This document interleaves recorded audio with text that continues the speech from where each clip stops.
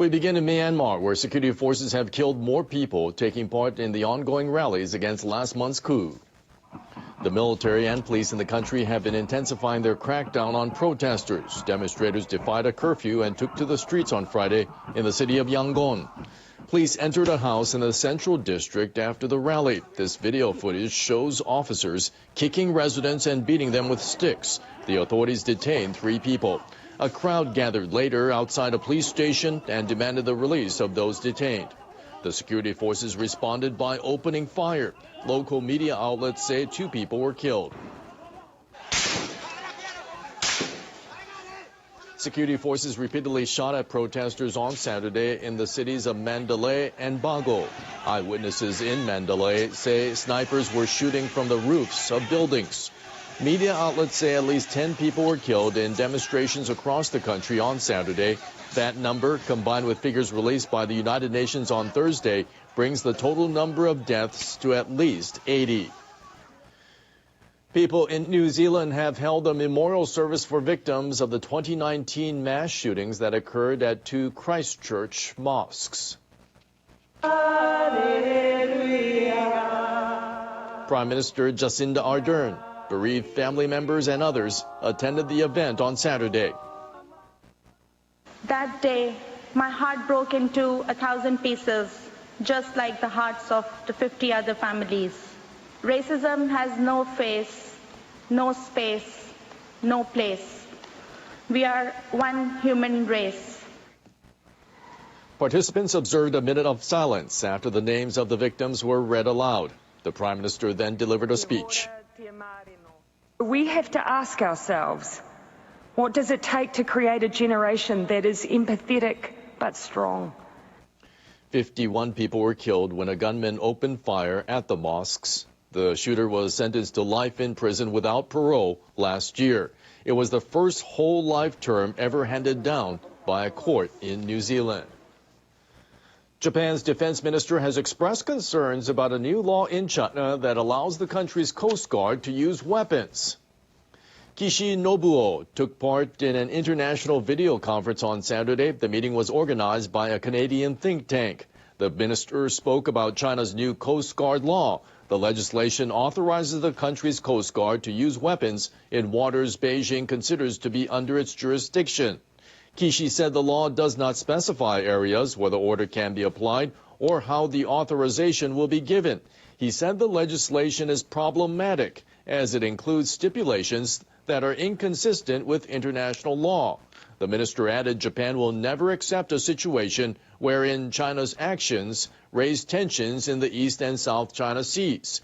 Kishi said Japan will convey to the world the grave concerns that people in the region have. He also said his nation will cooperate with other countries. The group of 7 industrialized nations is taking aim at China's move to change Hong Kong's electoral system. G7 foreign ministers and a senior European Union official issued a joint statement on Friday. They say the changes undermine Hong Kong's autonomy under the one country, two systems principle. They add that the step indicates Chinese authorities are determined to eliminate dissenting voices and opinions in Hong Kong. The ministers are calling on China to respect fundamental rights and freedoms laid out in Hong Kong's basic law. China's leadership under President Xi Jinping adopted the changes at the annual National People's Congress, which closed on Thursday. Beijing says the territory should be governed by patriots and that clear loopholes and deficiencies in its electoral system must be closed. The U.S. city of Minneapolis has agreed to pay $27 million to settle a lawsuit filed by the family of George Floyd, who died in police custody. He died last May after a white police officer knelt on his neck for about 9 minutes. Floyd's family sued the city, which oversees the police, demanding compensation. The city announced on Friday that the 2 sides had reached a settlement. No amount of money can cure this pain, this heartache. No amount of money, can bring him back to be here for his children. Floyd's death sparked nationwide protests against racial discrimination, drawing attention to structural injustice in U.S. society.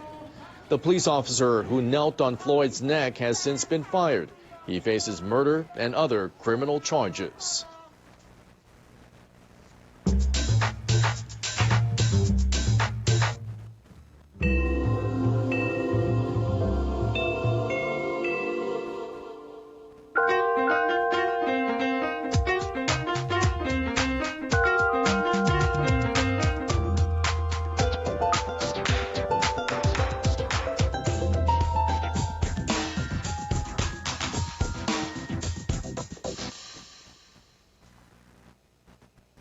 Now, the latest on Tokyo's fight against the coronavirus. The average number of daily cases in the capital has risen over the past 7 days from the week before. That's despite a state of emergency. The daily average is up over 4%, with officials reporting 330 new infections on Saturday. The Edogawa district has had the highest number of new infections over the last week. It's been distributing free PCR testing kits to workers in places such as bars and karaoke parlors. I'm very grateful for the free PCR test because many people are worried and I've been wanting to take one. In Edogawa, the recent decline in cases is levelling out, just as in other areas. Please continue to pay attention when eating at restaurants.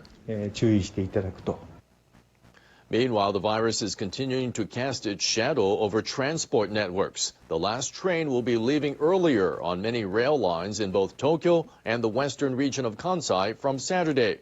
Operators say that comes as fewer people travel late at night due to the pandemic. Japanese researchers say the government should designate March 11th as a day for learning about disaster management. That was the date 10 years ago when a massive earthquake and tsunami hit parts of the country. Researchers studying disaster management told reporters they want to make sure people remember the lessons from a decade ago. It's very important to designate the day for disaster education and for people to hand down their experiences. They say over 860 people and companies have joined an online petition to push the government to act by March 11th next year. Meanwhile, Japan's foreign ministry has released 2 short English language videos on the internet about reconstruction after the quake. One of them features Australian rugby player Scott Fardy, who was living in the Tohoku region when the disaster struck. I saw the Japanese people cared for each other so much. We're going to get through this coronavirus and we're going to come out the other side in a better space, I think. The video also includes Operation Tomodachi, the joint relief operation by the U.S. military and Japan's self-defense forces. Government officials say they want the world to know that Tohoku is moving forward with international support. Those were the stories for this hour. 8 demonstrators have been shot dead by security forces in continuing protests in Myanmar. It comes despite increasing criticism from the outside world about the tactics used by security forces. Shops, restaurants and schools will be closed across most of Italy on Monday. There'll be a total shutdown for 3 days over Easter. The country is once again struggling to contain the rapid spread of infections.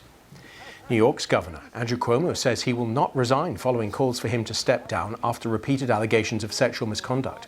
U.S. Democratic Senators Chuck Schumer and Kirsten Gillibrand have joined those who say he must go. The family of George Floyd will receive $27 million in compensation from the state of Minneapolis. Mr. Floyd was the unarmed black man killed when restrained by a white police officer in spring last year.